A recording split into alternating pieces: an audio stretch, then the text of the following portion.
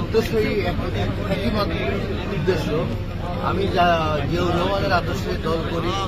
আমি ম্যাডাম খালেদা জিয়ার রাজনীতি ওনার হাতে আমার রাজনীতি করি। আমি দেখেছি যে বাগেরহাট ইউনিয়নে আমাকে যে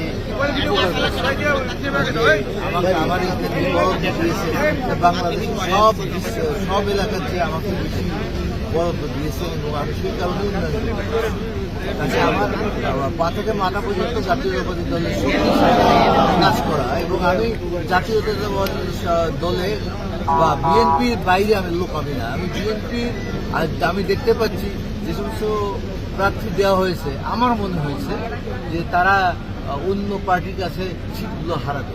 তাই আমি বাগেরহাটে 3টে সিট আমি এই কারণে দাঁড়ানো, 3টে সিট আমার যাতে না হারাতে হয়। মোংলা পোর্ট দ্বিতীয় সামুদ্রিক বন্দরের যে ইম্পর্টেন্ট জায়গা, যে প্রার্থী দিচ্ছে আমার দৃষ্টিতে উনি ওই জায়গার যোগ্য না।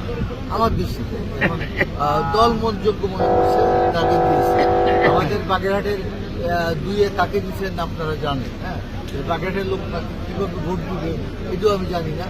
ধানের শীষ পাইলেই যে লোকে ভোট পাবে এরকম কোনো কথা নেই। মানুষ এখন অনেক কষ্ট। বাগেরহাটের একে যাকে দিচ্ছে সে আওয়ামী লীগের লোক ছিল। কিছুদিন আগেও সে ইউনিয়নের 8 নম্বর সদর 22 প্রেসিডেন্ট ছিল। সেই আওয়ামী লীগের লোককে কি বাগেরহাটে একটা লোকে ভোট দিবে?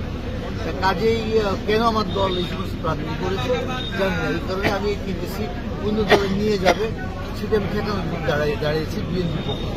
আপনি তো আশাবাদী চেয়ারম্যান এবং ওনার প্রতি আমার শ্রদ্ধা আছে। আর আমি মনে করি আমি যদি সিট তাকে উপহার দিলে সে আমাকে সাদর করবে।